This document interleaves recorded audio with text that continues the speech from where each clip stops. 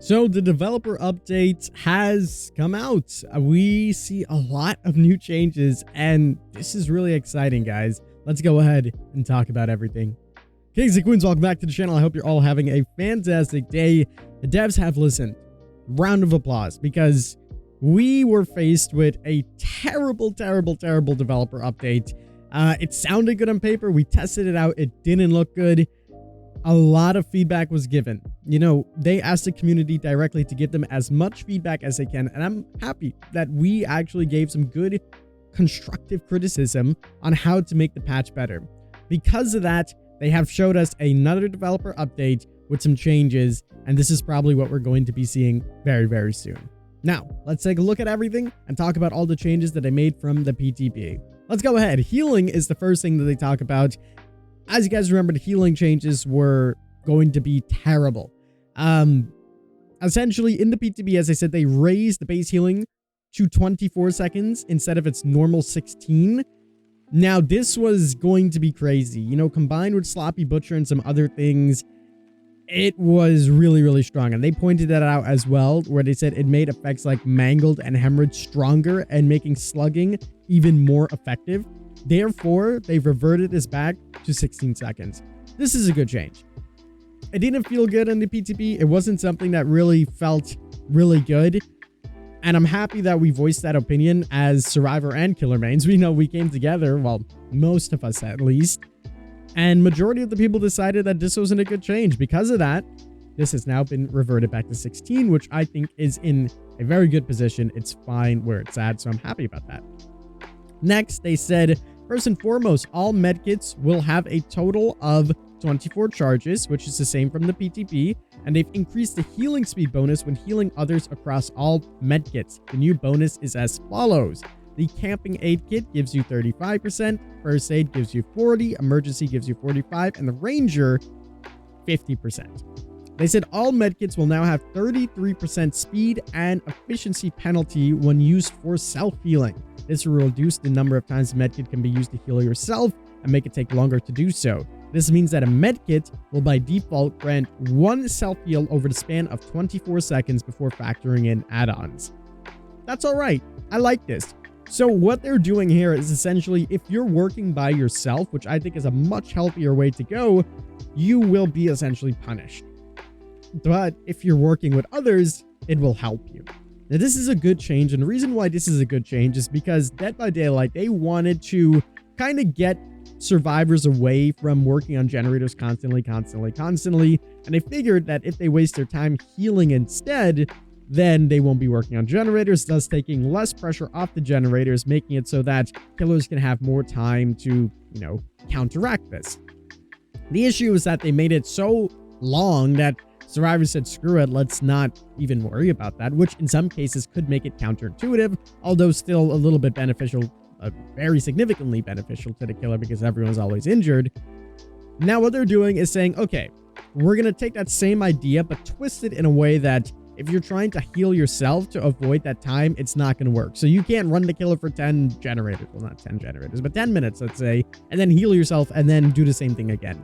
Now you'll be wasting a lot of time healing yourself, and if you want to get it faster, somebody else has to come and help you, especially if they're using a medkit, in order to relieve some of that time, thus making two people not work on generators, giving the killer some extra time. But it's still viable to reset and to heal each other because it's a 50% bonus if you're using the right stuff.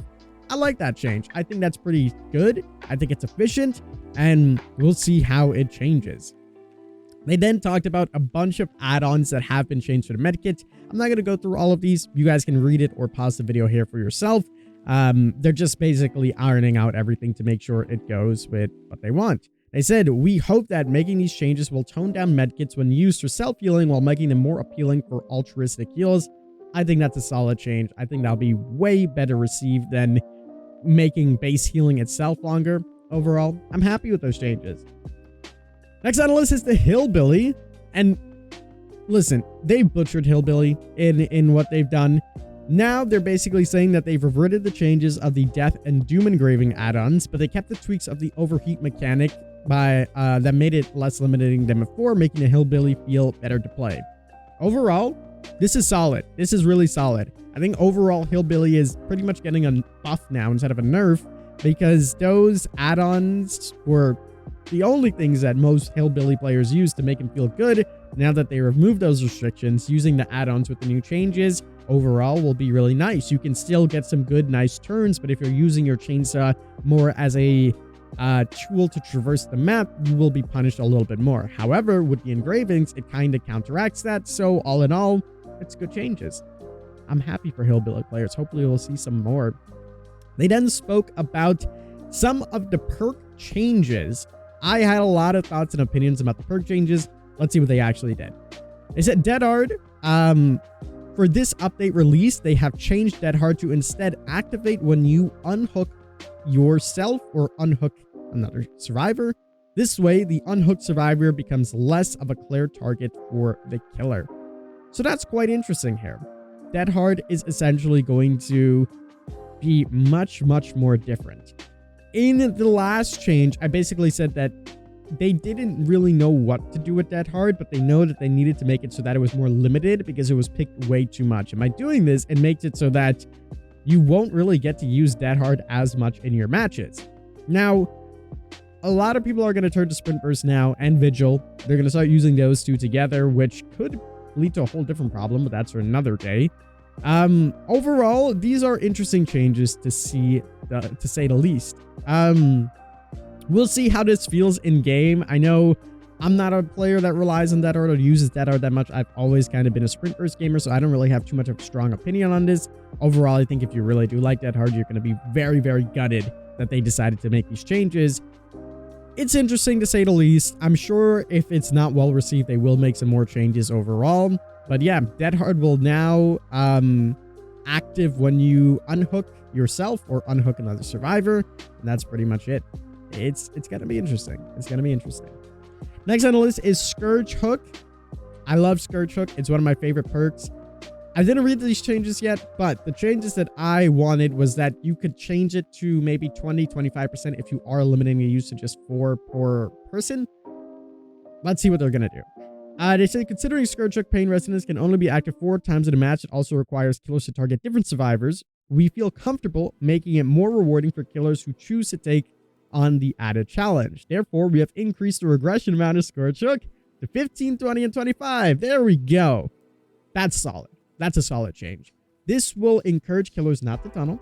It would encourage killers to be cautious on, who's getting hooked and when. And overall, it makes it pretty good. I like these changes. This is pretty solid. In some ways, if you are playing really smart, you can kind of pick and choose who you're going for. A playstyle that I typically do is I hook somebody on a hook, I go for a new person, I hook them, and then typically by the time I hook the other person's either injured, they just healed, you can go back, go for them, rinse and repeat until 1 or 2 people are out, and then you can go for the other 2 players. That way you get maximum value out of your Scourge Hook every single time rather than using it back to back to back to back, so to speak, when maybe generators have no progress, which in a way could be a little bit more counterintuitive because, while it is encouraging you to go after other people, if you're using the perk smart, maybe you do want to tunnel the other people out the game to get more value out of Scourge Hook. Nonetheless, going after targets that haven't been hooked yet will give you more value. So overall, I think it will be fine. It might be a little bit of an issue for the really, really smart players, but overall, I think it's cool. Boon Circle of Healing. This is going to be an interesting one. I know there were some pretty big changes to Boon Circle of Healing. I personally thought that healing yourself in a boon was fine as long as it was really, really slow. I thought it was a little bit too much of a nerf that they gave to it, so let's see what they did. They said since the perk no longer grants the self-heal ability, Circle of Healing found itself in an awkward spot. The altruistic heal speeds bonus was nice, but when you crunch the numbers, Circle of Healing rarely provided any benefit. A 50% healing speed bonus would only shave roughly 5 seconds off a heal, but it's easy to spend that much time running over to the boon's effect, and that doesn't even factor in how long it takes to set up. With this in mind, they've increased the healing speed to 100%. It used to be 50. While this will make setting up or running the boon the optimal choice in every situation, we expect this to make it more impactful if the boon is near 5. Okay. It's all right. It's cool. I personally think and this is just me, that if you run into the Boon, you know, you have this like safe spot to heal, you start healing yourself, it's really slow, and then someone runs over to start healing you, it's kind of like the med kit changes where it's like, okay, if you heal yourself, it's going to be really, really bad, and you're essentially almost wasting your time, but if somebody else is healing you, it'll be really good. The 100% is quite nice. Again, this will force people to always be there to heal you, and since you can't heal yourself, they're going with their same concept of, listen, you have to be able to help your teammates, which then provides less pressure on the generators, more pressure on healing. So it'll be interesting. It'll be interesting. I'm excited to see how that all works out. Auto Heaven Records. They said, last but not least, we managed to sneak one more change into Auto Heaven map update. A while back, we added new tiles to the realm.